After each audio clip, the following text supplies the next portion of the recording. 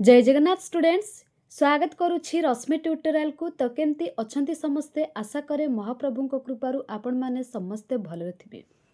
तो एबे graduation complete पिला माने जो माने भी जॉब करबा पई चाहुचंती सेमानक पई रेलवे तरफ बहुत बढ़िया वैकेंसी आसीची जोटा कि एनटीपीसी गोटे वीडियो रे मु आपण मान को कहितली डिटेल्स आज आपण मान को कहि दउछि। जो माने +3 कंप्लीट करिसंती माने बीए बीएससी आउ बीकॉम जदि आपण माने कंप्लीट करिसंती ताहाले ए पोस्ट पई आवेदन करि परिबे। गत काली ठारू माने 21/10/2025 रु आरंभ हे सारलानी। तो क्यों माने आवेदन करिवे आउ इलिजिबिलिटी क्राइटेरिया आपण मानकर कोन रहिछि वीडियोटी को शेष पर्यंत देखिले आपण माने संपूर्ण तथ्य पाई परिबे। सेति पई वीडियोटी को शेष पर्यंत देखिबे। ता सहित जो माने चैनल को नुआ विजिट करूछंती जल्दी जल्दी सब्सक्राइब करि दियंतु आगु को ए टाइप रो इंपोर्टेंट वीडियो रो नोटिफिकेशन पाइबा पई। तो ए जो पोस्ट कथा जदि हमें कहबा recruitment for the various post of non technical popular categories माने एनटीपीसी पोस्ट ठीक अछि ना। ए जो वैकेंसी आपण मानकर एनटीपीसी रो वैकेंसी केवल ग्रेजुएशन पिला मानक पई ता सहित +2 पिला मानक कथा भी मु लास्ट वीडियो रे आपण मान को कहिथिली। तो यहाँ ग्रेजुएशन कंप्लीट पिला मानक पई आपणकर नोटिस आसीथिला 4/10/2025 माने अक्टोबर 4 रे आउ आपणकर opening date of online application गत काली ठारू 21/10/2025 ठारू आवेदन स्टार्ट हेची। लास्ट डेट रहिबा आपणकर 20/11/2025 नवेम्बर 20 पर्यंत आपण मानकर अप्लाई हबो। ता सहित जदि कहिबा एप्लिकेशन फी पेमेंट ठीक अछि लास्ट डेट पेमेंट रो लास्ट डेट जोटा कि रही 22 तारीख दिन। तापरे बाकी आपणकर क्यों पोस्ट पाई जदि कहिबा chief commercial cum ticket supervisor एटा आपण मानकर टोटल 161 वैकेंसी हैला। एटा सैलरी इनिशियल सैलरी कथा जदि कहिबा 35,400 एज लिमिट आपण मानकर 18 रु 33 वर्ष पर्यंत ठीक अछि ना। तापरे स्टेशन मास्टर कथा जदि कहिबा आर सैलरी रही 35,400 टोटल 615 वैकेंसी एटा भी 18 रु 33 वर्ष पर्यंत एज लिमिट रही। तापरे गुड्स ट्रेन मैनेजर एटा आपनकर सैलरी 29,200 18 रु 33 टोटल पोस्ट आपनकर 3,416 एटा सबुटु अधिक अछि।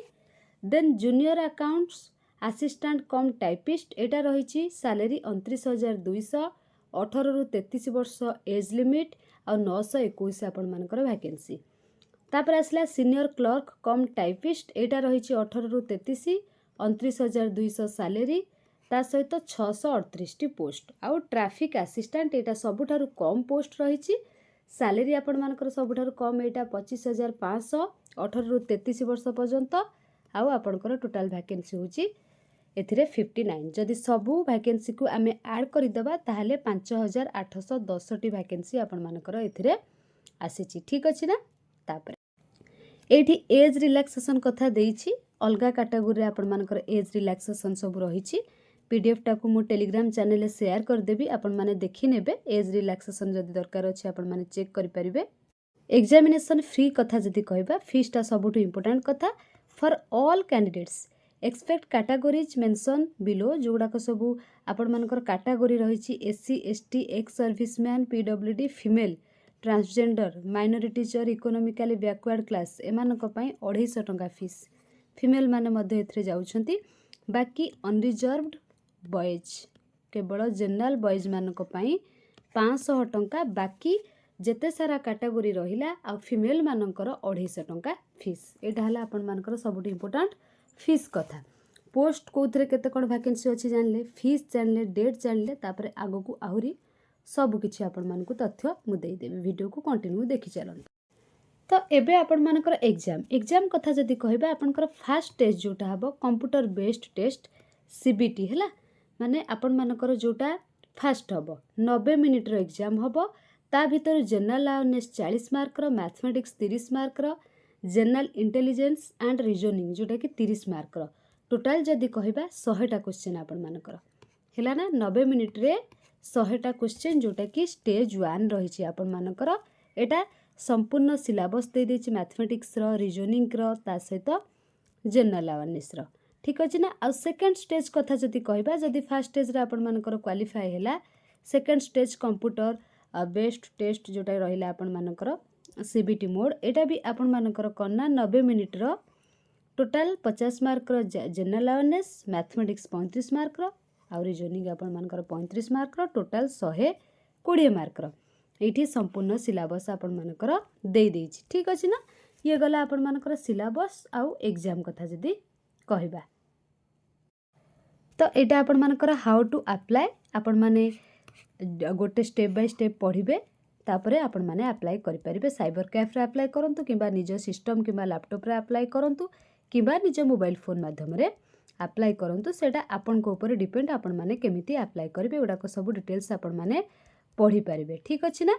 जदि कहबा आपण मानकर मु वैकेंसी डिटेल्स कहि देली ता सहित एज लिमिट आपण मान को कहि देली टोटाल वैकेंसी आपण मानकर 5000 प्लस आपण माने देखिले एज लिमिट 18 रु 33 देखिदेले तापरे डेट भी आपण मानकर कहि देली को डेट रु को डेट तापरे एग्जाम पैटर्न कथा भी आपण मान को कहि देली ता सहित आपण मान को एग्जाम फीस कथा मध्य कहि देली हैला।